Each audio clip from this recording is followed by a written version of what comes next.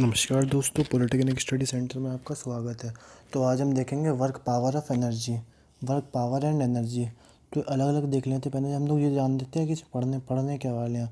Work work क्या होता है वो देखेंगे अपन। एनर्जी क्या होती है, kinetic energy, potential energy, total mechanical energy, work energy theorem क्या होती है और पावर क्या होगी।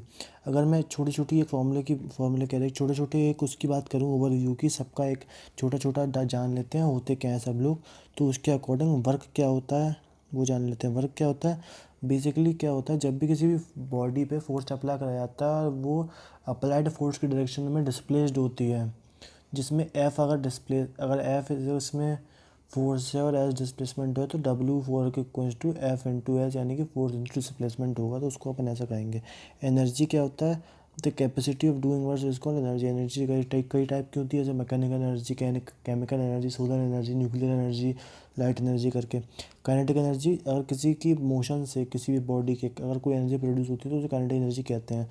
पोटेंशियल एनर्जी इसके अपोजिट है, बाय वर्च्यू ऑफ विच किसी भी के पोजीशन के कारण कोई एनर्जी प्रोड्यूस होती है, यानी कि energy of body by virtue of its position and configuration इसको वो ठीक है। अगर पोटेंशियल एनर्जी की बात करें तो उसका फॉर्मूला एम जी एच होता है। एम जी एच कोई पोटेंशियल एनर्जी का एक निर्धारित फॉर्मूला नहीं होता है। एम जी एच एक ग्रेविटेशन पोटेंशियल एनर्जी का फॉर्मूला होता है, अगर मैं स्पेसिफिक होकर बात करूँ तो। और अगर आगे देखें तो टोटल क्या मैकेनिकल एनर्जी क्या होती है, kinetic plus potential equals to mechanical. ठीक है। वर्क एनर्जी थ्योरम जानेंगे। वर्क एनर्जी थ्योरम क्या होती है, basically it state that the sum of work done by all the forces acting on a body is equal to change in kinetic energy. ठीक है।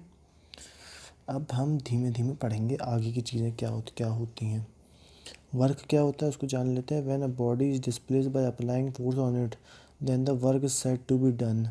अगर किसी बॉडी पर force apply किया जाए और वो आगे चल के अपनी पोजीशन से आगे बढ़ जाए या डिस्प्लेस कर जाए बाय एस, तो उसको हम कहेंगे work is said to be done, क्योंकि यहाँ पे डिस्प्लेसमेंट हुआ है। लेकिन अगर डिस्प्लेसमेंट नहीं हुआ तो वर्क डन ज़ीरो में मानेंगे। ऐसा क्यों, जैसे मान लीजिए आप खड़े हैं एक जगह, खड़े खड़े आपने 100 किलो का वज़न उठा लिया, 100 किलो का वज़न उठा लिया और आप 2 घंटे तक खड़े रहे एक ही जगह, लेकिन आपने डिस्प्लेसमेंट कुछ नहीं करा, मतलब आप कहीं हिले नहीं।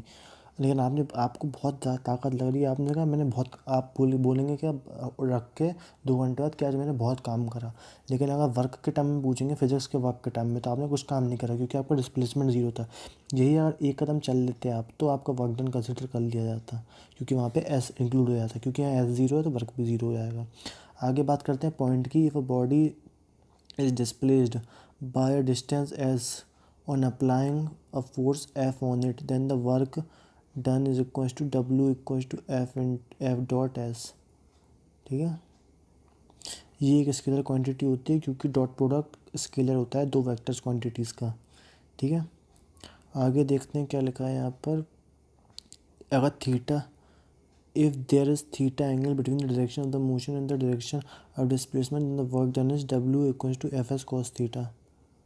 सिंपल सी बात है, ये तो होगा ही होगा, क्योंकि अगर इसको हम ऐसे लिखेंगे ना, W इक्वल्स टू एफ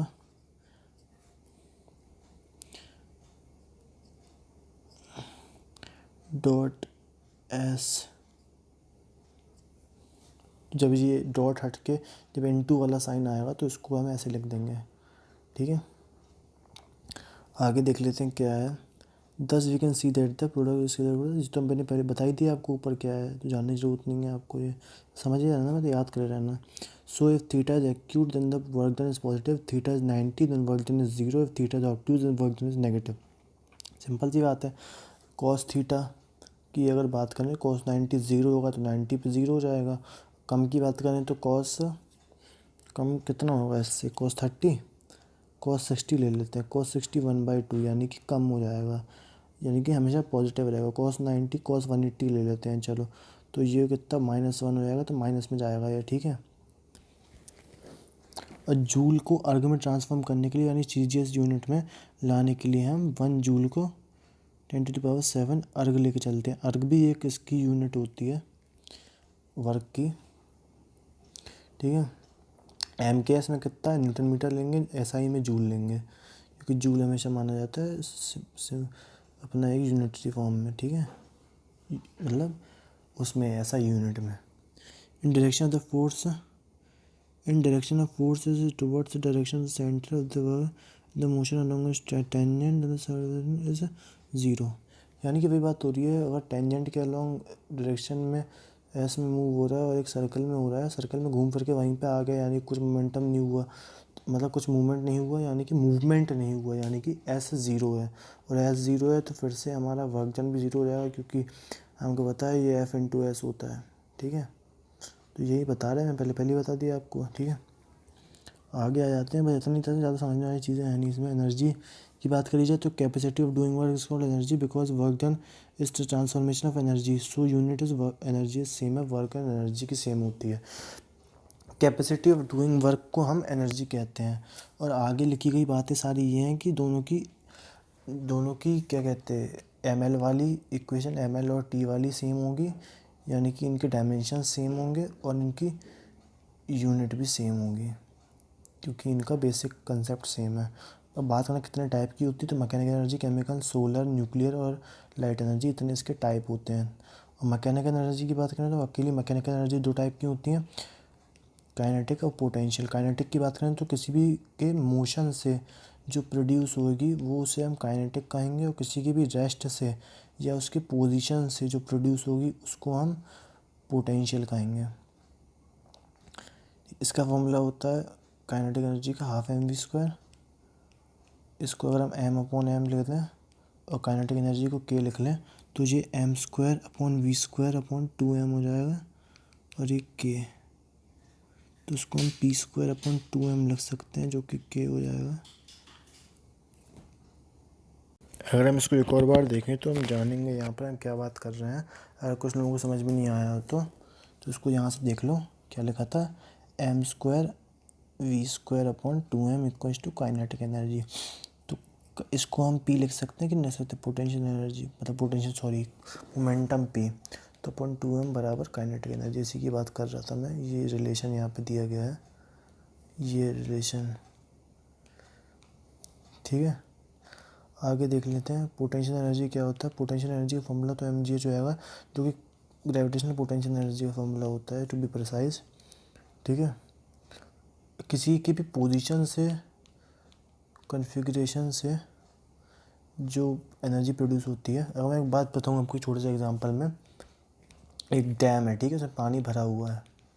अगर मैंने यहाँ पे एक कैनन से मार के छेद कर दिया, मतलब एक तोप से मार के मैंने छेद कर दिया, पानी बहना स्टार्ट हो गया, तो यहाँ पर काइनेटिक एनर्जी की बात करेगी। और अगर बंद कर दिया, ऐसे बंद रहा, मतलब कुछ नहीं करा मैंने, तो यहाँ पे जो पानी भरा है यहाँ पे भी तो एनर्जी होगी ना, इसके पोजीशन में रेस्ट में है तो उसके कारण, तो उसमें हम रेस्ट में मानेंगे तो काइनेटिक एनर्जी नहीं होगी, वहाँ पोटेंशियल एनर्जी होगी।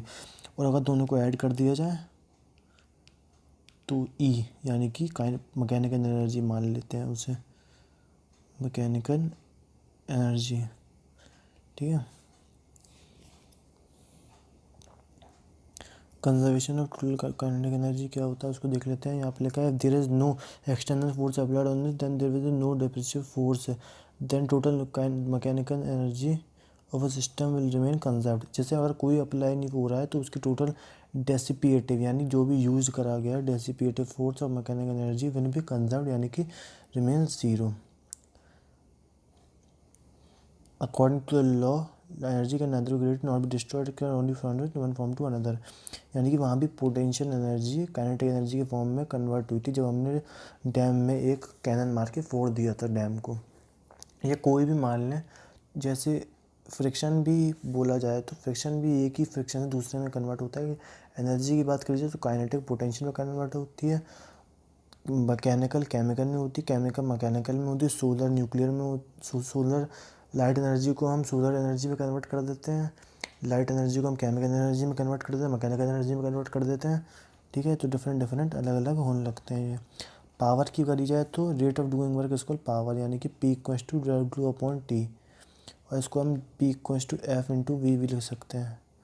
ठीक है, अगर इसकी बात करी जाए तो किलोवाट, मेगावाट और हॉर्स पावर 746, ये इंपॉर्टेंट है, आप याद रखेंगे। 1 हॉर्स पावर इक्वल्स टू इतने वाट, इसकी यूनिट वाट होती है, ये भी याद रखना आप, यूनिट इज़ वाट। ठीक है, आगे कुछ पॉइंट लिखे हैं आप देख लीजिएगा। If displacement is perpendicular then the force of work done is zero, क्योंकि 90 है और cos 90 ज़ीरो होता है। If body is moving circular then completing one cycle work done is zero, क्योंकि यहाँ एस जीरो हो जाएगा, डिस्प्लेसमेंट जीरो। आपकी डिस्टेंस तो आपने कवर कर, लेकिन आपका डिस्प्लेसमेंट इनिशियल और फाइनल वहीं पे आ गया, आप जीरो पे। Work done does not depend on the path followed by the taken, does not depend on the path. Path work done पर डिपेंड क्यों नहीं करता, क्योंकि वर्क डन यहाँ पर एस माना गया। आप जहाँ से भी जाइए आपका सिर्फ फाइनल और इनिशियल होता है। अगर यहाँ पर डिस्टेंस की बात करते हैं हम, जैसे स्पीड में होती है, तो वहाँ पे हम उसे मान के चलेंगे, ठीक है।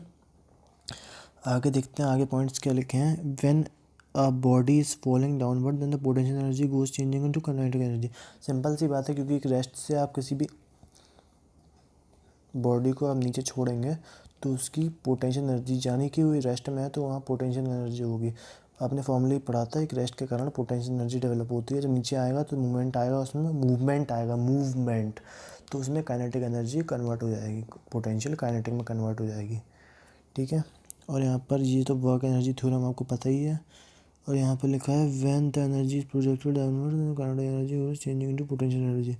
अगर अपवर्ड होता है, मतलब आपने नीचे से बहुत सारा फोर्स लगाया आपने, और ऊपर जाके वो, मतलब काइनेटिक एनर्जी यहाँ पर है, वो आपने ऊपर फेंका उसे, आपने खूब तेज ऊपर फेंका, तो यहाँ पर तो आपने फोर्स लगाया है ना, आप नीचे खड़े हो तो आपने यहाँ पर फोर्स लगाया, तो ऊपर जाके वो रेस्ट में आ गई, और रेस्ट से दोबारा नीचे आई, तो दोबारा यहाँ ऊपर आ गई, पोटेंशियल एनर्जी आ गई, और जब दो नीचे आई तो दोबारा काइनेटिक एनर्जी आ गई, ठीक है।